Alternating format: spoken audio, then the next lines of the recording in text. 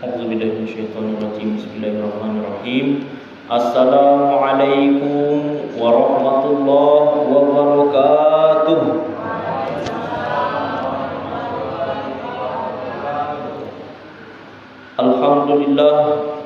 Alhamdulillahilladzi ahyana ba'dama amatana wa ilaihin nusyur.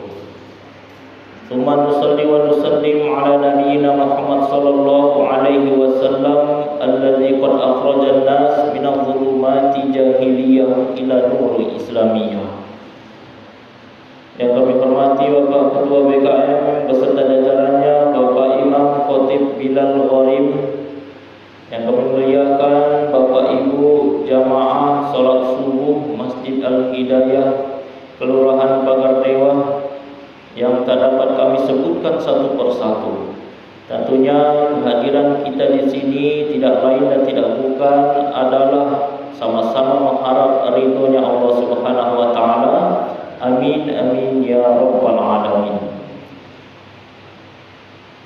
Kembali kita bersyukur kehadiran Allah Subhanahu wa taala dengan kalimat tahmid alhamdulillah atas limpahan rahmat, nikmat dan karunia-Nya, hingga akhirnya kita dapat bertemu kembali dalam agenda rutin kita pada bulan suci Ramadan, yakni kuliah subuh, ceramah subuh untuk kali yang ketiga.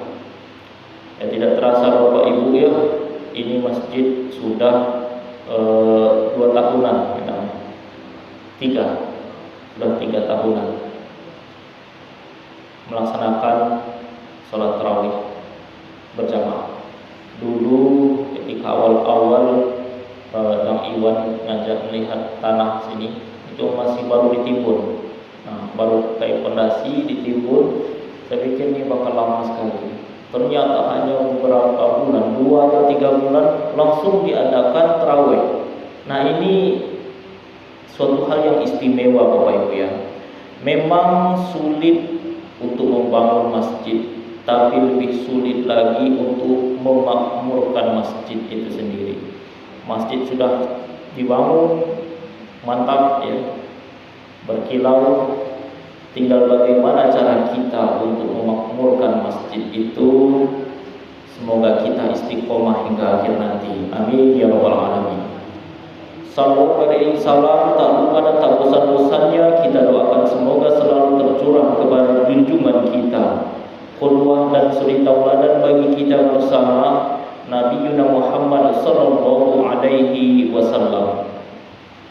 Semoga seringnya kita bersalawat kepada baginda Nabi kita kelak digolongkan sebagai umatnya yang memperoleh syafaat. Amin amin ya rabbal alamin. Bapak Ibu jamaah yang dimuliakan Allah Subhanahu wa taala, sesuai dengan apa yang kita sampaikan kemarin, bahwasanya kita pada kesempatan kali ini ingin mengangkat materi tema tentang tata cara sholat 4 mazhab ya. Tentunya materi ini cakupannya amat sangat luas, dari 1 mazhab saja panjang sekali, apalagi bila kita membahasnya dalam 4 mazhab.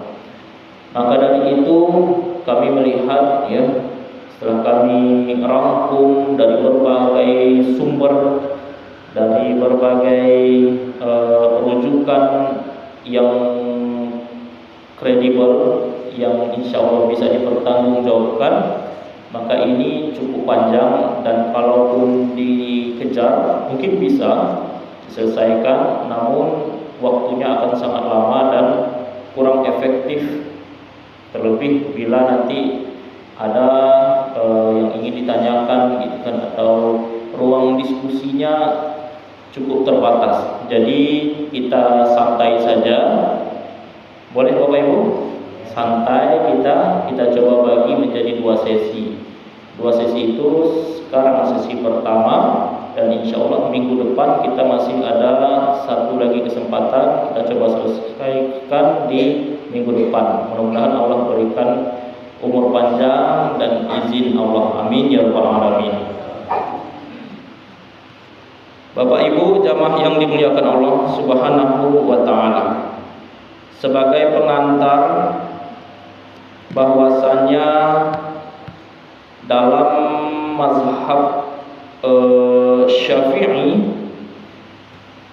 ini akan ada beberapa poin yang perlu kita ketahui terkait rukun dari sholat tersebut. Dalam mazhab Syafi'i kita akan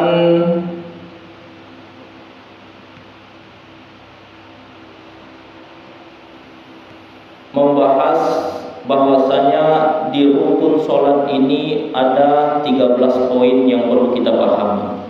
Bahwasanya ketika sholat itu yang pertama rukunnya itu harus ada niat, ya. Niat ini kalau tidak ada maka sholatnya menjadi batal, tidak sah dan perlu diulang. Jadi rukun ini wajib, ya. Kemudian yang kedua adalah berdiri bagi yang mampu, khususnya untuk sholat wajib. Jadi jangan kita pilih tidur kalau kita masih mampu duduk. Jangan pilih duduk kalau kita masih mampu berdiri, ya. Jadi ada level dan tingkatannya. Karena ada keutamaan-keutamanya Bapak Ibu, ya. Di antaranya disampaikan dalam hadis riwayat Bukhari bahwasanya man shalla qa'iman fa huwa afdalu wa man shalla qa'idan falahu nisfu ajri qa'imi wa man shalla na'iman falahu nisfu ajril qa'idi. Siapa yang mengerjakan sholat sambil berdiri maka itu lebih afdal, lebih baik. Siapa yang sholat sambil duduk akan mendapatkan pahala separuh dari sholat sambil berdiri. Siapa yang sholat sambil berbaring akan mendapat pahala separuh dari sholat sambil duduk. Nah, makin rendah tingkatannya, makin kecil pula ganjaran pahala yang diperoleh. Tentu sholat itu boleh saja duduk ataupun sambil tidur dengan syarat ada uzur di sana, ada alasan yang jelas. Karena mungkin faktor usia, kaki nggak bisa ditekuk lagi, gitu kan. Daripada tidak sholat, gitu kan. Maka kita tetap sholat, tapi dengan cara yang kita bisa. Bisa duduk dulu, jangan langsung pilih tidur, ya. Bapak Ibu jamaah yang dimuliakan Allah Subhanahu wa taala. Selanjutnya dalam mazhab Syafi'i juga yang ketiga rukun dari salat ini adalah takbiratul ihram. Ucapannya Allahu Akbar, ya, di awal salat. Jadi apa tadi? Yang pertama niat, yang kedua berdiri bagi yang mampu, kemudian yang ketiga takbiratul ihram. Kita belum masuk ke teknisnya, ya, ini baru pengantar. Kemudian setelah takbir adalah membaca Al-Fatihah bagi imam dan orang yang sholat sendirian. Nah itu, ya, Al-Fatihah ini wajib. Kalau enggak, la sholata liman lam yaqra bi Fatihatil kitab. Tidak ada sholat bagi mereka yang tidak membaca Fatihah kitab. Itulah dia Al-Fatihah, ya. Mau sholat jamaah ataupun sholat sendiri-sendiri harus baca Al-Fatihah. Adapun doa iftitah, ini tidak termasuk rukun, ya. Iftitah ini itulah dia ada yang Allahumma ba'id, kemudian ada juga yang Allahu Akbar kabirah, kemudian ada juga yang wajah wajhiyah dan sejenisnya. Ini doa iftitah, tapi dia bukan termasuk rukun. Makanya ada di beberapa masjid barangkali imamnya itu khususnya tarawih, ya. Tarawih kan kadang mengejar waktu, berpacu-pacu, kan. Berpacu-pacu, akhirnya tidak baca iftitah di rakaat pertama. Bolehkah seperti itu? Boleh, ya. Tapi Kalau memang memungkinkan lebih bagus, karena ibarat makan itu mungkin cuman nasinya sama ininya, cuman nggak ada lauk pauknya yang lengkap gitu kan.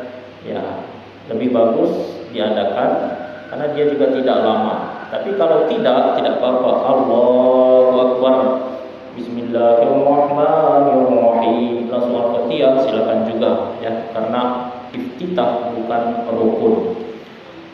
Sampai di sini masih bisa kita lanjutkan Bapak Ibu? Ya, masih baru awal-awal. Kemudian setelah Al-Fatihah kita ada yang namanya ruku. Ruku ini harus hadir yang namanya tumakninah. Tumakninah ini tidak tergesa-gesa Bapak Ibu ya. Jadi gerakan sholatnya itu jangan sampai kita seperti terburu-buru ya. Makanya ketika kita sholat itu ada kondisi di mana kita boleh pending. Maksudnya menunda waktu sholat kalau ada hal-hal darurat yang membuat sholat kita tidak khusyuk. Seperti apa? Seperti kita mau makan, hidangan sudah tersaji di atas meja makan, azan datang, maka yang mana yang kita pilih? Perut lagi lapar-laparnya, maka lebih baik kita makan dulu, nantilah sholat itu selagi masih ada waktu ya. Karena logikanya lebih baik kita makan ingat sholat daripada sholat ingat makan. Nah, sholat ingat makan ini bawaannya kecepatannya super kilat ya, perut lapar ya, gimana mau khusyuk.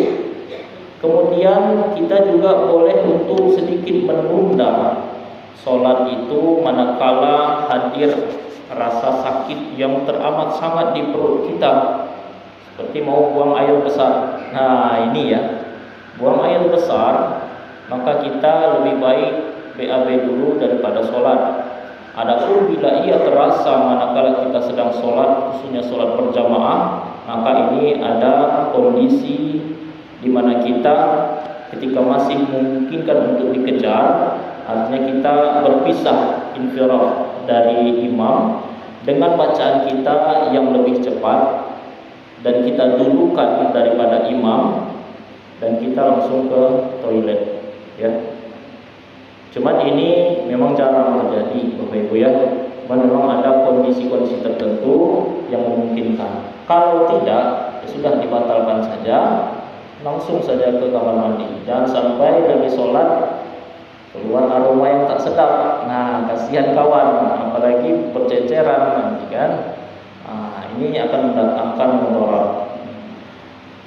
Kemudian ada juga penyebab-penyebab lain seperti gempa bumi misalkan. Kita baru-baru ini ada lagi sholat tarawih ya, goyang. Nah, ini juga kita boleh untuk membatalkan sholat kalau memang kondisinya sudah tidak memungkinkan, sudah jatuh ini dan itu gitu kan. Yang ada maslahat lebih utama untuk membatalkan sholat, maka pilihlah itu. Kalau tidak, kalau sekedar goyang sedikit, maka dilanjutkan lebih bagus ya. Bapak Ibu jamaah yang dimuliakan Allah Subhanahu wa taala, tumakninah itu bagaimana? Tumakninah itu setidaknya kita bisa bertasbih 1 kali. Apa itu? Subhanallah ya, Subhanallah, Subhanarabbiyal a'la wa bihamdi ya. Jadi kira-kira kita dengan ada jeda waktu kira-kira 2 atau 3 detik baru kita lakukan gerakan yang selanjutnya, insya Allah itu sudah termasuk tumakninah ya. Jadi jangan langsung tanpa ada jeda. Bapak Ibu jamaah yang dimuliakan Allah Subhanahu wa taala, selanjutnya i'tidal, bangkit dari ruku. I'tidal ini juga masuk dalam rukun sholat, dan ini harus ada tumakninah juga. Kemudian ada sujud 2 kali dalam 1 rakaat disertai tumakninah. Nah, seperti sujud kita biasa, ya. Sujud kita biasa itu juga merupakan rukun dari sholat. Makanya kalau seandainya kita kurang, misalkan sholat zuhur dari 4 rakaat menjadi 2 rakaat, maka kita harus menambahkannya 2 rakaat lagi. Karena kalau tidak, sholatnya tidak sah. Dengan syarat memang kita ingat, gitu kan, setelah selesai ingat, atau ketika sholat baru ingat, gitu kan. Tapi kalau tidak tahu sama sekali, maka insya Allah akan ada keringanan di sana. Tapi kalau kita tahu, kita ingat bahwasanya itu terlebih atau terkurang, anggaplah 4 rakaat jadi 3 rakaat, atau 4 rakaat jadi 5 rakaat, maka kita disunnahkan untuk melakukan sujud sahwi. Nah, itu sujud sahwi Bapak Ibu ya. Sujud sahwi itu ketika kita ingatnya saat sholat, maka kita melakukannya sebelum salam. At-tahiyatul sampai akhir fil alamin innaka hamidum majid. Jangan salam langsung kita sujud 2 kali seperti sujud biasa. Allahu akbar, Allahu akbar, Allahu akbar, Allahu akbar, langsung salam. Assalamualaikum warahmatullahi, assalamualaikum warahmatullahi. Apa yang kita baca ketika itu? Yang kita baca ketika sujud itu bisa bacaan Subhana man la yanamu wa la yasbu. Apa bacaannya? Subhana man la yanamu wa la yasbu. Ya, kalau tidak hafal tidak apa-apa, bisa pakai bacaan sujud biasa. Subhana rabbiyal a'la wa bihamdi, subhana rabbiyal a'la wa bihamdi, subhana rabbiyal a'la wa bihamdi. Selesai sujud pertama, duduk antara 2 sujud, sujud sekali lagi, bacaan yang sama, kemudian duduk, langsung tahiyat akhir dan salam. Nah, maka itu adalah penutup dari kesalahan kita yang terlewat atau terkurang dari rakaat. Dengan syarat ini ya, bukan hanya kita sujud saja selesai ya, tapi ketika kita ingat itu, kalau kurang kita tambah dulu, kalau berlebih ya nggak bisa kita mengurangi ya, tapi sujud sahwi di sana, gitu ya. Makanya inilah fungsi makmum laki-laki maupun perempuan. Kalau laki-laki bisa mengucapkan subhanallah, ingatkan imam, oh ini pasti ada kesalahan. Imamnya mulai introspeksi diri, oh berlebih, oh kurang, baru ditambah. Misalkan tadinya 3 rakaat menjadi 4 rakaat, dan di akhir ditambah dengan sujud sahwi. Kalau ibu-ibu ingatkannya nggak boleh pakai suara, ya. Termasuk misalkan imamnya salah baca ayat. Ibu-ibu sudah hafal ayat itu, walaupun ibu-ibu hafal, maka ibu-ibu jangan dibenarkan itu. Maksudnya jangan mengucapkan, tapi dengan cara memberikan isyarat, bisa dengan tepuk tangan. Jangan pula tepuk tangan riang gitu. Banyak kali ya. Jadi cukup sebagai isyarat bahwasanya oh ini pasti ada kejanggalan. Nah, kalau bapak-bapak silahkan ya. Kalau salah rakaat tadi misalkan bisa mengucapkan subhanallah, atau ketika bacaan ayatnya salah bisa bapak benarkan dengan syarat bapak juga benar ya. Jangan pula bapak yang salah misalkan kemudian diucapkan pula padahal imamnya benar misalkan, maka akan muncul keraguan di tengah sholat. Jadi kalau kita yakin oke. Kalau kita pun juga ragu, diamkan saja ya. Bapak Ibu jamaah yang dimuliakan Allah Subhanahu wa taala, karena pada hakikatnya Bapak Ibu ayat tersebut itu bukan termasuk dalam rukun ya. Jadi sebisa mungkin memang betul ya, tapi kalau pun salah insya Allah dia bukan termasuk dalam rukun. Jadi boleh-boleh saja gitu ya, tapi tentu lebih utama tetap dibaca yang benar. Bapak Ibu jamaah yang dimuliakan Allah Subhanahu wa taala. Kemudian duduk antara 2 sujud. Dulu antara dua sujud ini harus dengan tumaninah juga. Kemudian duduk tahiyat akhir. Setelah itu ada membaca bacaan tasyahud di tahiyat akhir. Asyhadu an la ilaha illallah wa asyhadu anna Muhammadar Rasulullah. Itu ya, tasyahud. Kemudian membaca bacaan sholawat setelah bacaan tasyahud akhir. Allahumma sholli ala Muhammad wa ala ali Muhammad kama shallaita ala Ibrahim wa ala ali Ibrahim wa barik ala Muhammad wa ala ali Muhammad kama barakta ala Ibrahim wa ala ali Ibrahim fil alamin innaka Hamidum Majid. Lebih detailnya nanti kita akan coba bahas di sesi kedua insyaallah, gitu ya. Termasuk bagaimana tata cara kita ini terwujudnya, gitu ya. Ini gambaran umumnya terkait rukun. Kemudian salam pertama. Nah, salam pertama Assalamualaikum. Dan yang terakhir adalah berurutan dalam mengerjakan rukun yang disebutkan tadi, yakni tertib. Oke, kita ulangi secara singkat. Rukun sholat itu dalam mazhab Syafi'i ada 13. Yang pertama niat, yang kedua berdiri bagi yang mampu, yang ketiga takbiratul ihram, yang keempat membaca al-Fatihah, yang kelima ruku, yang keenam i'tidal 6 ya. Kemudian yang ketujuh sujud 2 kali dalam 1 rakaat. Kemudian 8 duduk di antara 2 sujud. Kemudian yang ke-9 duduk tahiyat akhir. Yang ke-10 membaca bacaan tasyahud di tahiyat akhir. Yang ke-11 membaca bacaan sholawat setelah bacaan tasyahud akhir. Yang ke-12 salam pertama.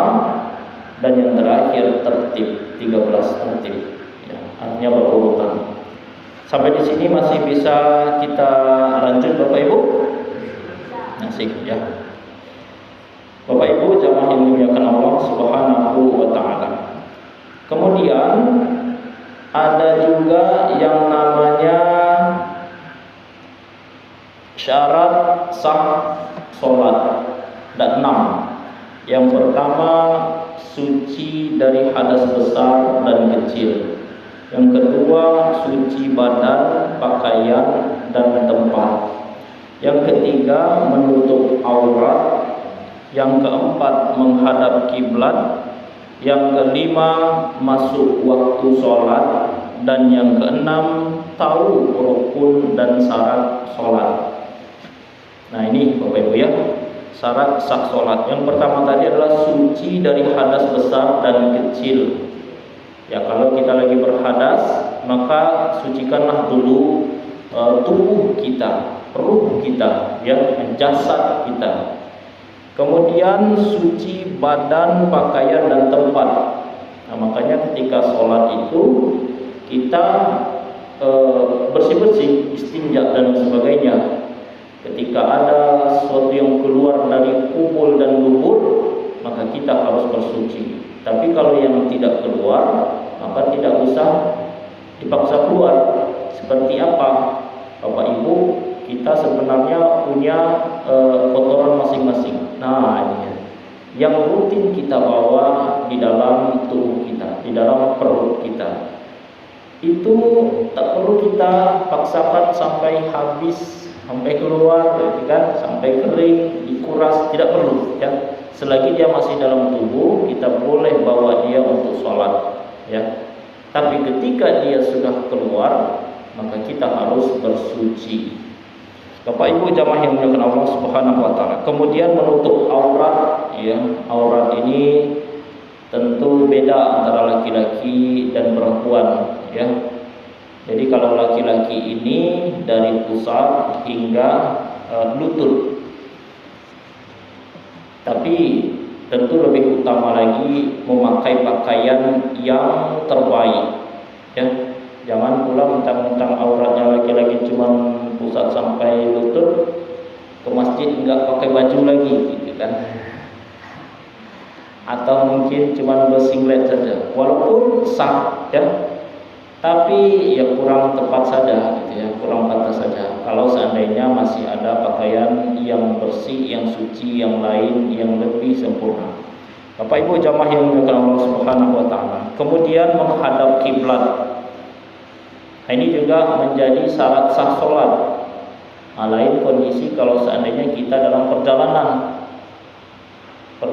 naik kapal, naik pesawat, maka kondisinya berbeda dengan ketika sholat di darat. Sholat di darat ini tentu bisa kita lihat, ya. Apalagi di sini pasti arahnya ke sana. Walaupun tiap tahun biasanya barangkali akan ada pergerakan tanah, ya. Pergerakan tanah mungkin di sini tak terasa, tak terlihat dia bergerak. Tapi dalam bidang geologi, barangkali di wilayah selebar ini ada terjadi pergerakan tanah yang membuat beberapa masjid ini terdampak sehingga butuh kalibrasi, ya, menentukan ulang arah kiblat walaupun kita tidak terlihat secara langsung. Nah, biasanya ini silakan konfirmasi ke Kementerian Agama untuk menentukan arah kiblat ulang. Kalau tidak bergerak maka tak usah kita pindah. Nah, itu Bapak Ibu ya. Tapi kalau seandainya kita sholat di kapal bagaimana? Maka kita pertama kali usahakan sholatnya itu menghadap kiblat. Carilah atau tanyalah kepada pihak terkait di sana mana arah kiblat saat ini. Sholat menghadap sana. Nah, kalaupun di tengah-tengah sholat ternyata kapalnya ingin menghindari pulau atau menghindari karang, bergeser arah kiblat kita, maka tak perlu kita geser-geser dikit gitu ya. Putar lagi, geser lagi kita. Enggak, cukup fokus ke yang pertama hingga selesai. Karena ini adalah kondisi darurat. Bapak Ibu jamaah yang dimuliakan Allah Subhanahu wa taala. Kemudian masuk waktunya.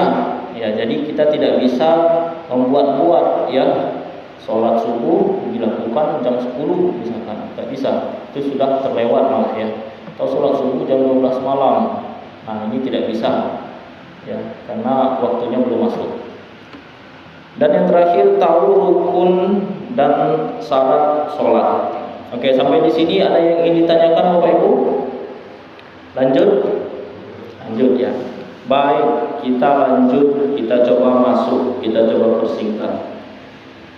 Mengapa sholat ini bisa bermacam-macam, beragam ya? Ada satu orang kayak gini, ada satu lagi kayak gini, ada yang kayak gini, ada juga yang takbirnya macam ada kayak gini juga ya, kan? Nah, ini kita perlu memahami ya. Ini karena adanya perbedaan mazhab. Jadi dalam ilmu fikih ya, ini ada 4 imam rujukan untuk mazhab.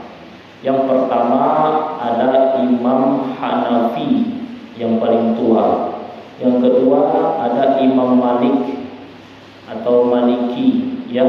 Kemudian yang ketiga Imam Syafi'i dan yang keempat Imam Hambali.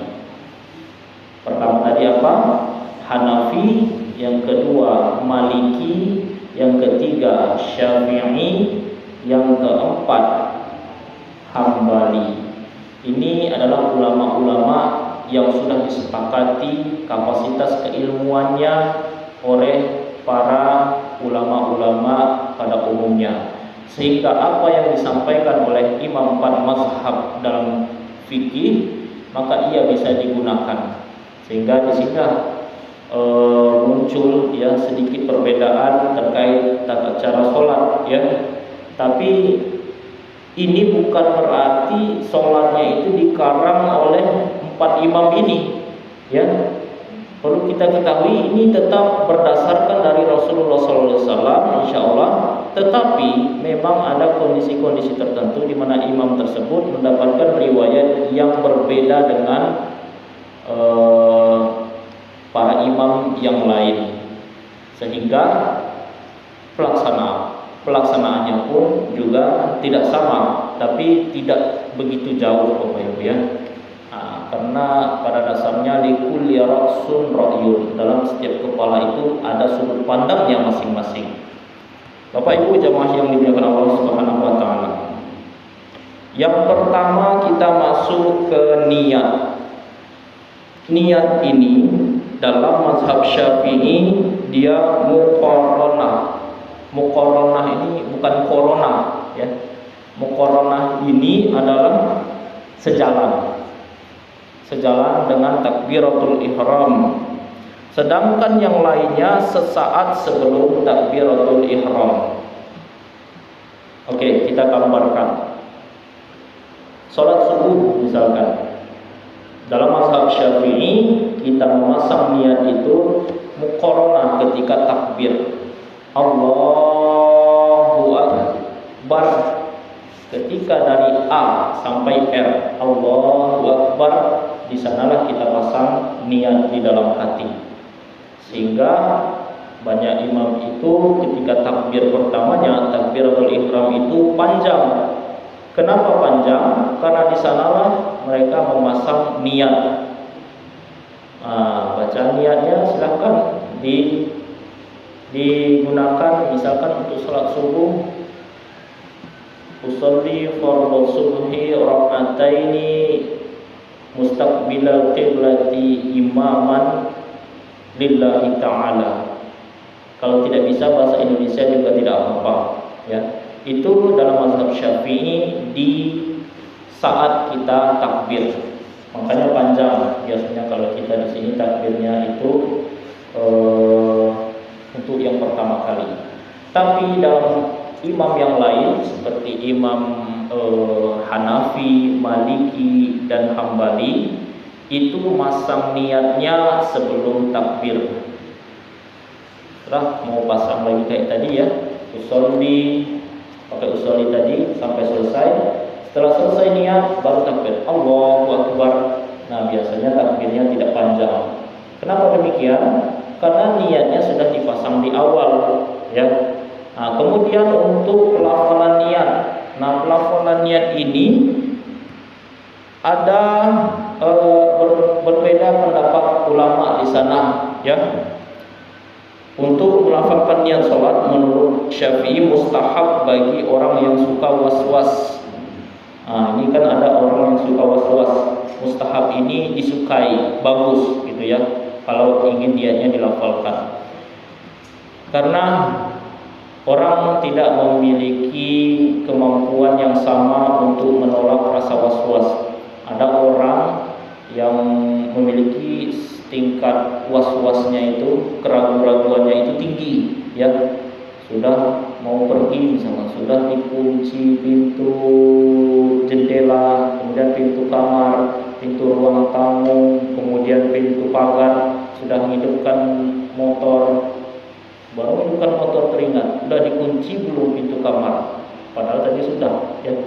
Akhirnya matikan lagi, buka pintu lagi, pastikan. Akhirnya dilihat sudah, sudah tenang hatinya. Baru hidupkan motor lagi. Nah ini ada orang yang seperti itu Bapak Ibu ya.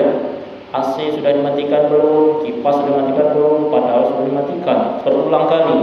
Maka orang yang seperti ini, orang yang memiliki tingkat was-was yang tinggi, dianjurkan, lebih disukai dalam mazhab Syafi'i untuk melafalkan niatnya. Ya. Kenapa? Karena ketika takbir nanti, ketika sholat nanti, takutnya muncul was-was. Ini sholatnya sholat apa? Padahal dia lagi sholat subuh. Rakaatnya berapa? Rakaatnya 2. Itu kan. Jadi ketika ada rasa ragu yang sangat tinggi, maka disunnahkan, dianjurkan untuk melafalkan niat dalam mazhab Syafi'i. Kemudian menurut Maliki at-talaffuz bin niyah laisa bimasyru'. Melafalkan niat tidak disyariatkan dalam mazhab Maliki. Ya. Kemudian menurut Hanafi at-talaffuz bin niyah bid'atun illa lidaf'il waswasa.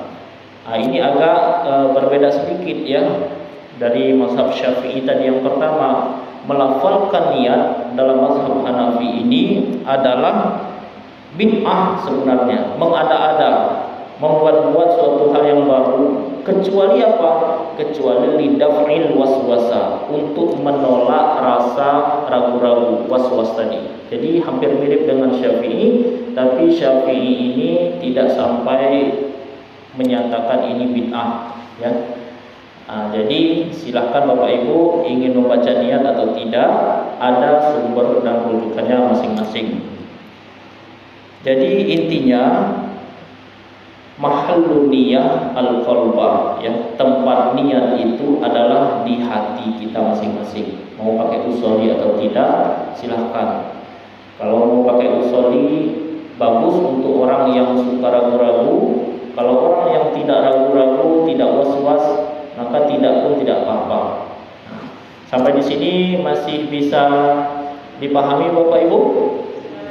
Ya, kalau kira-kira terlalu cepat atau ada yang kurang dipahami, boleh angkat tangan. Boleh kita, ya Pak? Ini masalah ini masih ya Pak, sujud sahwi tadi. Ya. Dua salam kok. Kalau satu salam, Iya. kok bisa? Tidak. Satu salam. Iya, maksudnya itu aku. Ya. Gitu kan. Ya. Terus sudah dapat tahiyat akhir, sujud sahwi. Ya langsung angkat, langsung assalamualaikum. Langsung assalamualaikum.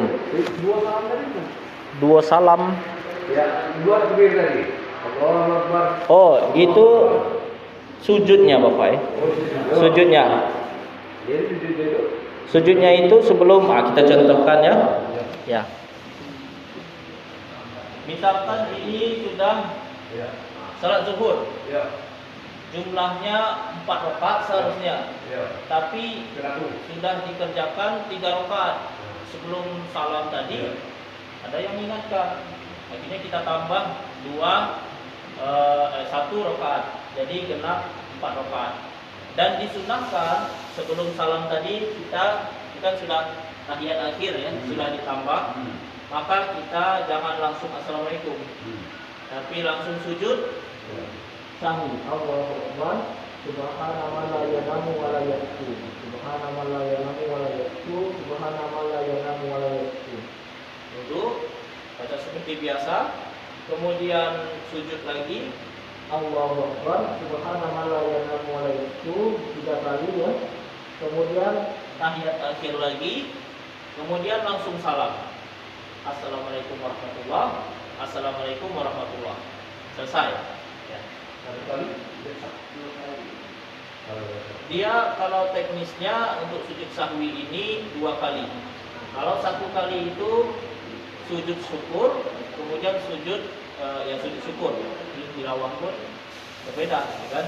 Nah, jadi sujud itu ada 3 Bapak Ibu ya. Sujud itu ada 3 jenis. Yang pertama ada sujud syukur. Sujud syukur ini kita lakukan ketika kita mendapatkan anugerah dari Allah yang luar biasa. Juara 1 di kelas misalkan ya. Kita bisa sujud saat itu juga. Kemudian ada juga sujud tilawah. Sujud tilawah ini apa? Sujud ketika kita mendengar ayat sajadah. Dalam Al-Quran itu ada 15 titik terkait ayat sajadah. Contohnya wasjud waqtarib misalkan ya. Maka ketika kita mendengar ayat tersebut bisa kita lakukan sujud tilawah di sana. Walaupun kita bukan lagi sholat ya, dalam kondisi normal gitu kan. Dan yang terakhir ada sujud sahwi. Nah itulah 3 yang kita sampaikan. Jelas Bapak ya? Ya, kalau ada yang kurang jelas, ya. Ya. Kalau tidak tahu, ya, kalaupun kita tahu sekalipun ya, maka tidak sujud sahwi pun tidak apa-apa, tetap sah. Ini sunnah saja Bapak Ibu ya, sunnah saja. Oke? Ya, termasuk tadi sujud tilawah dan sujud syukur, tidak pun tidak apa-apa. Ya, ya Bu.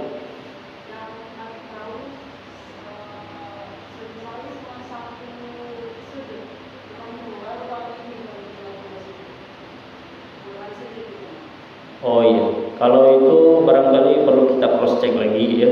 Tapi selama ini kami pun belajar di sana 2 kali.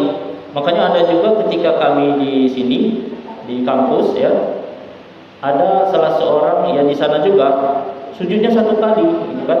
1 kali. Saya tanya, juga nggak tahu gitu kan? Mungkin sudah dari sananya atau gimana? Yang pastinya kalau yang kami pahami itu 2 kali. Silahkan kita cek lagi di referensi yang lain karena sujud sahwi ini sebenarnya disamakan dengan tata cara kita sholat seperti biasa. Adapun yang 1 kali langsung salam, nah ini kami juga kurang tahu, bisa kita cek lagi barangkali ya. Yang biasanya 1 kali langsung salam, ya. Ya, 1 kali langsung salam. Ya, barangkali ada sudut pandang yang lain ya. Ya, kita coba kombinasikan di sini ya.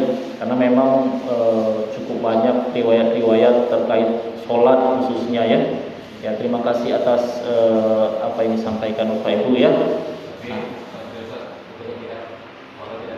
tidak ya, tidak pun tidak apa-apa. Jadi kita jangan sampai berselisih karena sujudnya 1 kali atau 2 kali. Karena pada hakikatnya dia sunnah ya. Tidak pun tidak apa-apa. Cuma jangan pula mengada-ngada kan sujudnya sampai 10 kali, saking banyak salahnya gitu kan. Nah, ini jangan pula ya. Oke, sampai di sini ada lagi yang ditanyakan Bapak Ibu? Lanjut.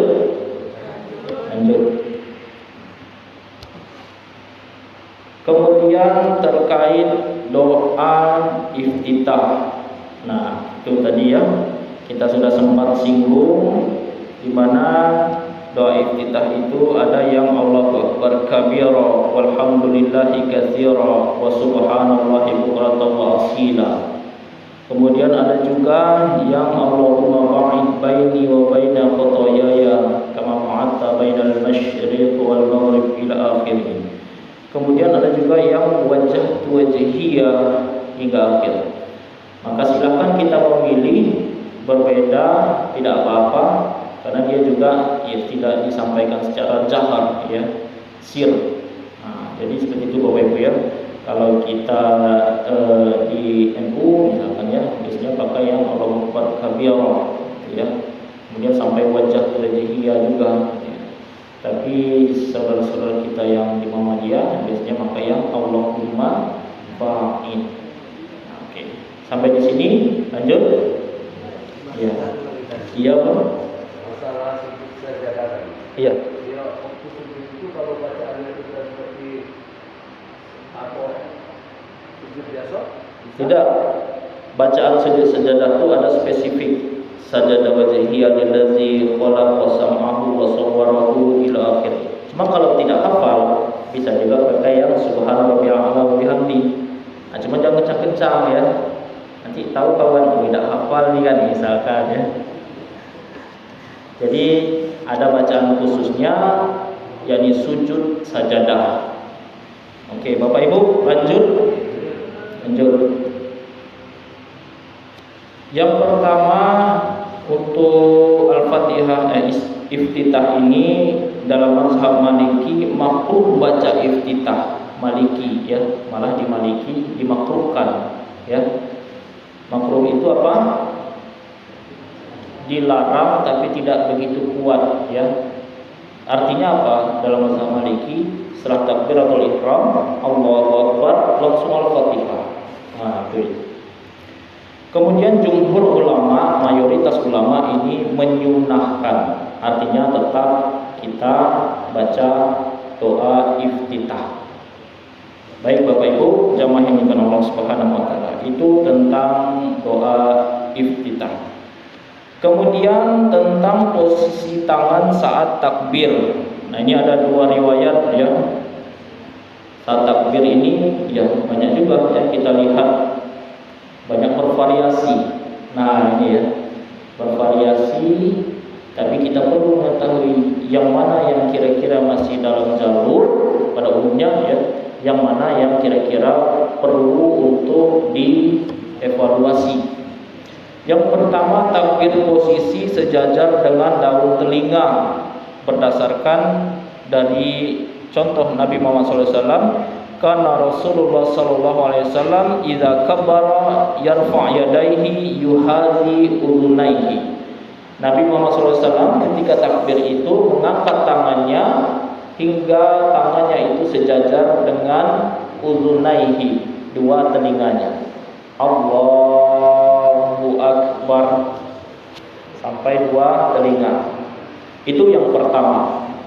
Kemudian yang kedua, tangannya itu sejajar dengan bahu, yuhadi manqibaihi, bahunya, dua bahunya. Jadi ada dua ya. Yang pertama tadi sejajar dengan telinga, Allahu Akbar. Yang kedua sejajar dengan bahu, Allahu Akbar. Oke? Yang mana yang kita pakai? Silahkan pilih salah satu di antara keduanya ya. Kalau laki-laki bisa pakai dua-duanya, kalau perempuan barangkali lebih bagus pakai yang sejajar dengan bahu ya. Karena ibu-ibu kan pakai mukena. Kalau terlalu tinggi takutnya kipas angin kencang berangkat, tersingkap ya. Kalau bapak-bapak nggak ada pakai mukena, bebas. Cuman jangan pula Allahu Akbar. Itu perlu didalami dari mana gitu kan. Jadi dua itu bapak ya, bapak ibu ya. Ada yang ingin ditanyakan terkait takbir? Lanjut. Kemudian yang berikutnya tentang meletakkan tangan. Meletakkan tangan setelah takbir. Ini ada 6 pendapat. Banyak ya. Ada 6 pendapat. Yang pertama dari Syafi'i versi 1. Ini ada versi-versinya. Baina surri wa surrati, letaknya antara dada dan pusar. Ini Syafi'i versi 1. Allahu Akbar. Ada pusat Bapak Ibu ya? Punya pusat semua? Yang hilang pusatnya agak-agak. Kira-kira di mana pusat? Dada, pusat. Di antara dada dan pusat disitulah letak tangan kita saat sholat. Itu menurut mazhab Syafi'i versi 1. Kemudian dalam mazhab Maliki ala surrati, tepat di atas pusat. Ini pusat bukan di atas ini, tapi di sini. Itu ya. Pusat Bapak Ibu ada, tutupi pusat itu pakai tangan. Itu dalam mazhab Maliki. Kalau kira-kira ya seperti itu ya. Yang penting kita tahu posisinya. Karena ada orang yang badannya ini lebih panjang daripada kaki kadang-kadang.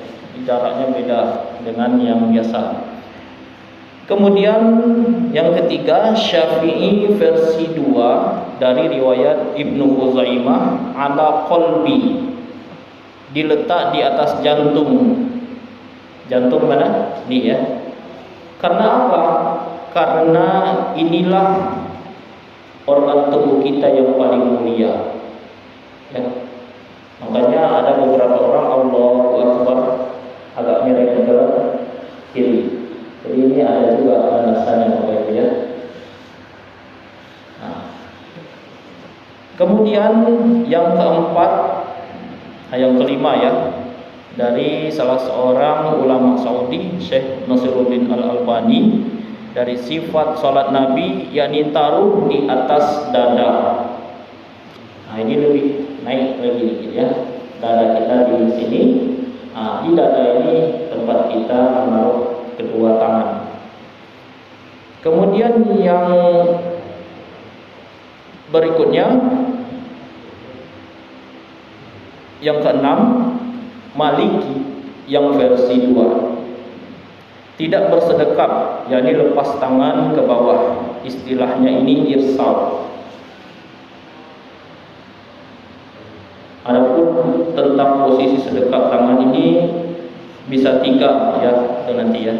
Jadi ada berapa tadi? Ada 6 ya.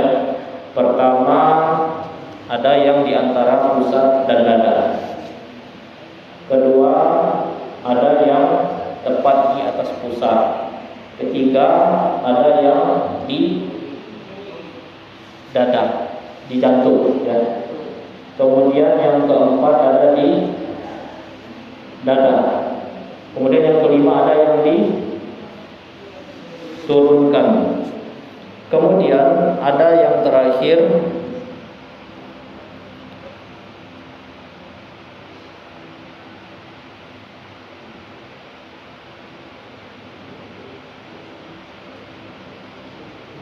baik, Bapak Ibu jamaah yang dimuliakan Allah Subhanahu wa taala, yang pertama tadi antara dada dan pusar, kemudian yang berikutnya tepat di atas pusar, kemudian yang Hanafi dan Hambali. Nah, ini tadi terlewatkan. Yakni tahta surrati, di bawah pusar. Nah, jadi ada 6 ya. Ada 6 di bawah pusar. Cuman jangan terlalu ke bawah. Nah, ini ya, nak jadi sholat nanti ya. Yang lurus tadi dalam mazhab Maliki. Ya. Makanya orang-orang di Afrika ya, banyak juga saudara-saudara atau teman kami Allahu Akbar jatuhkan tangan. Jadi kita contohkan ya. Pertama ada yang di antara pusat dan Allahu Akbar. Satu. Kemudian yang kedua Allahu Akbar, pusat agak turun dikit. Kemudian yang ketiga Allahu Akbar, agak ke kiri. Dan kemudian yang keempat Allahu Akbar, dada. Kemudian yang kelima Allahu Akbar, kayak nyantai gitu. Tapi dia ada juga. Kemudian yang terakhir ada yang terlihat seperti tidak megang apa-apa, Allahu Akbar. Nah, ini ada juga. Jadi ada 6 versi untuk meletakkan tangan. Kalau kita di mana biasanya? Antara, nah ya, umumnya kalau kita pakai Syafi'i yang versi 1 Allahu Akbar. Nah, kemudian untuk pegang tangan ini ada 3 versi, Bapak Ibu ya. Nah, karena bermacam-macam, ada yang tangannya itu entah di mana pasangnya kayak gini, bukan ini ada enggak, bukan apa, memang dia lagi menggigil kedinginan. Nah, ini ya. Untuk memegang tangan pada mazhab Syafi'i versi 1 dan Hambali, tangan kanan memegang pergelangan tangan. Tangan kanan memegang pergelangan tangan kiri, ya. Caranya dengan melingkarkan atau sentuhkan kelingking dengan ibu jari jempol. Ini ya. Allahu Akbar. Kelingkingnya, ya. Kalau nggak nyampai, ya nggak usah dipaksakan. Karena lingkar tangan kita beda-beda, ya. Itu yang pertama. Pasti pergelangan tangan, ya.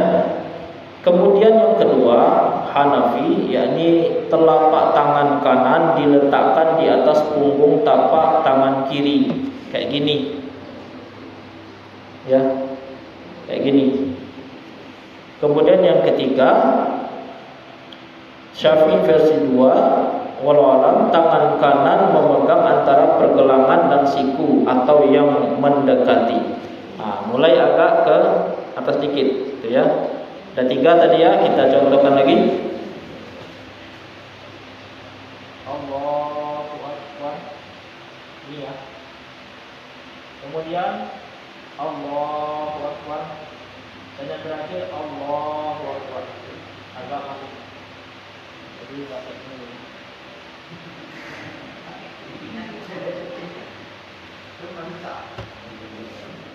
Kalau yang ini tidak masuk dalam 3 versi tersebut. Barangkali kalau memang ada yang seperti itu, kita coba teliti lagi, ya. Mungkin ada mazhab yang keempat. Wah, ini ada kode sendiri gitu kan, mantap katanya kan. Tapi siapa pula yang lihat di depan ya. Nah, Bapak Ibu jamaah yang dimuliakan Allah Subhanahu wa taala. Sampai di sini ada yang ditanyakan? Ya?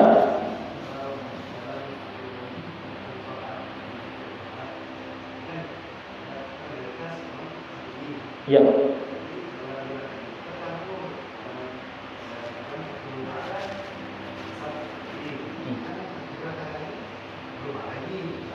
Ya. Baik. Oh iya. Ya, Bapak Ibu jamaah yang dimuliakan Allah Subhanahu wa taala. Dalam hal ini ada 3 pendapat. Ya. Ada yang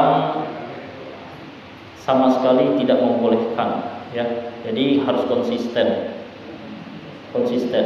Awalnya Syafi'i terus, bahkan sampai ke subuh pakai kunut gitu kan. Jadi kunut itu ada 2 mazhab yang menerapkannya, Maliki dan Syafi'i. Adapun Hanafi dan Hambali tak pakai kunut, gitu ya. Jadi kalau memang sudah konsisten pakai kunut, artinya kita di sini mayoritas Syafi'i. Jadi pakai dari awal sampai akhir itu Syafi'i, ya. Tapi itu menurut pandangan yang pertama. Nah, pandangan yang kedua, ini boleh kita mencampurkan antara mazhab Syafi'i dan mazhab yang lain, ya. Dengan syarat ya, masih satu qadiyah. Satu qadiyah ini dalam artian masih satu jalur yang tidak saling membatalkan. Ya, misalkan apa? Salatnya misalkan pakai mazhab Syafi'i. Kemudian zakatnya pakai mazhab yang lain, Hambali misalkan. Boleh-boleh saja karena masih satu qadiyah. Tapi kalau seandainya sudah saling bertolak, misalkan kan sholat ini harus wudu, ya, harus bersuci. Sholatnya pakai Syafi'i, sementara wudunya pakai yang ringan, yang Maliki misalkan, ya, maka ini tidak boleh. Ya, itu menurut pendapat yang kedua, karena sifatnya nanti jatuhnya ke tatabbu'ur rukhas, mencari yang ringan. Nah, ini tidak boleh untuk pendapat yang kedua. Namun pendapat yang ketiga, ini lebih longgar lagi.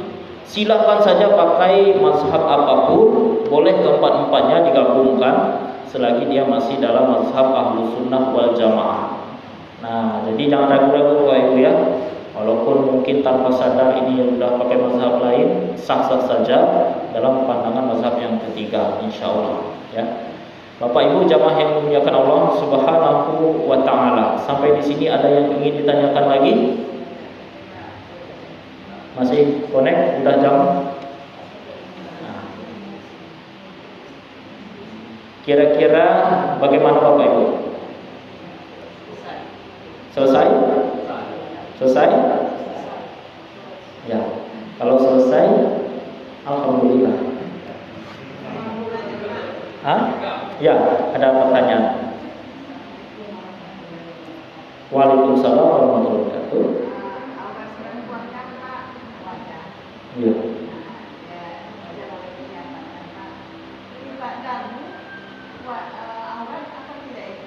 Iya.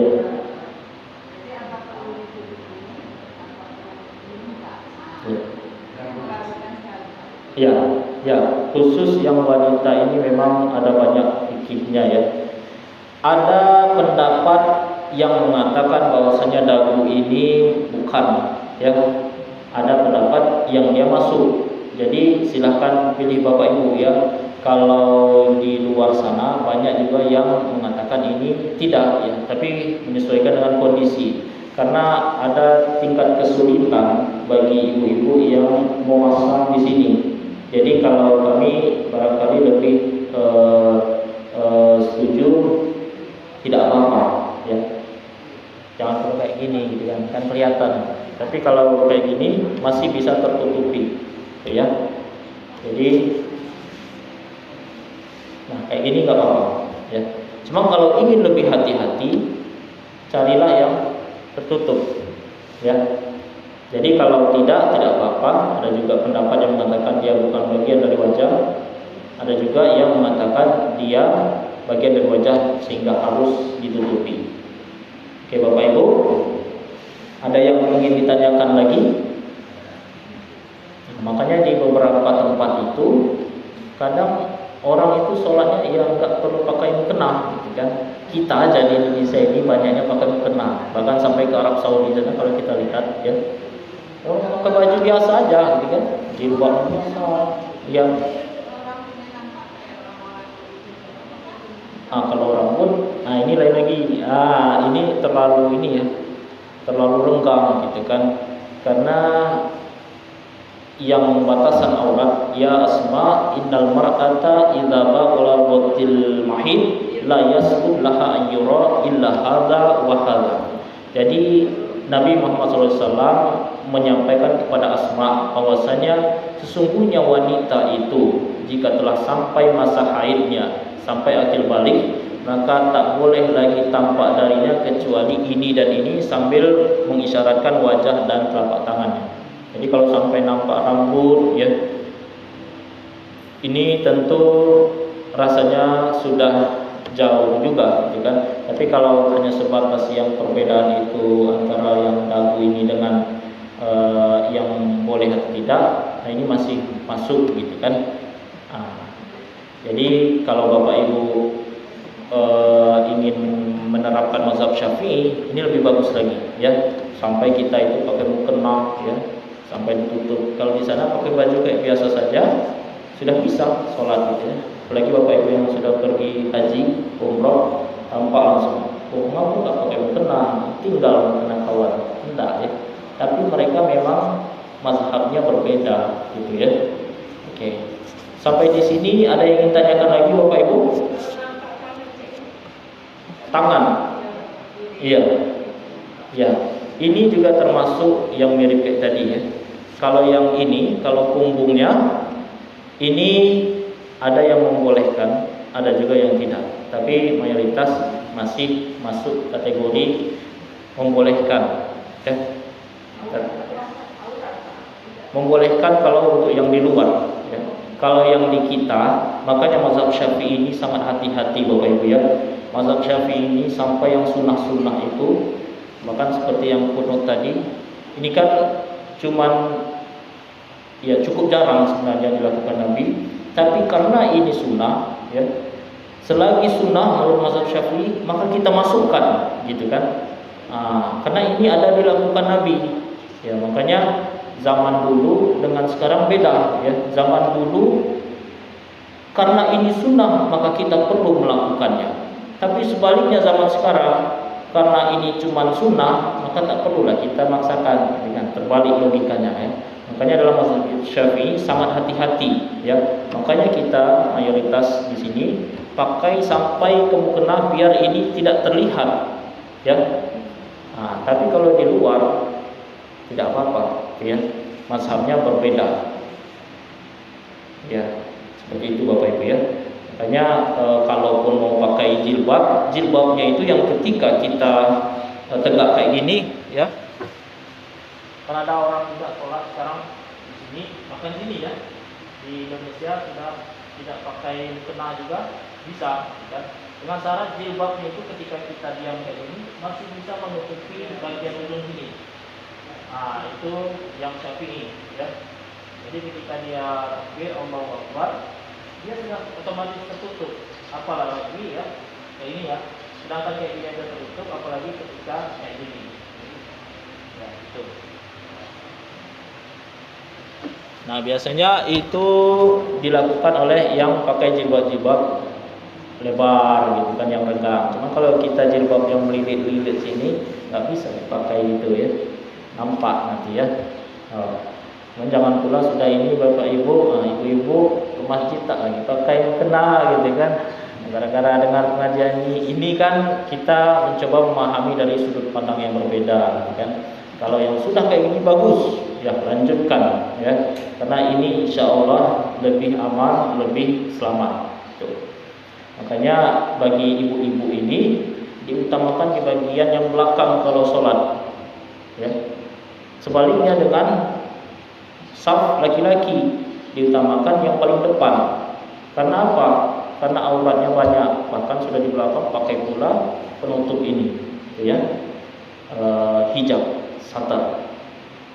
Jadi kalau ada anak-anak di depan prioritaskan anak-anak perempuan yang di depan untuk dia menghalangi aurat tersebut. Kalau laki-laki, bapak-bapaknya yang diutamakan di belakang imam. Oke. Sampai di sini ada yang ingin ditanyakan? Sudah? Mau lanjut istirahat. Nah, ya. Ini kita pending dulu Bapak Ibu ya. Pending dulu sampai naruh tangan. Naruh tangan ketika sholat. Ya. Iya, Ustaz?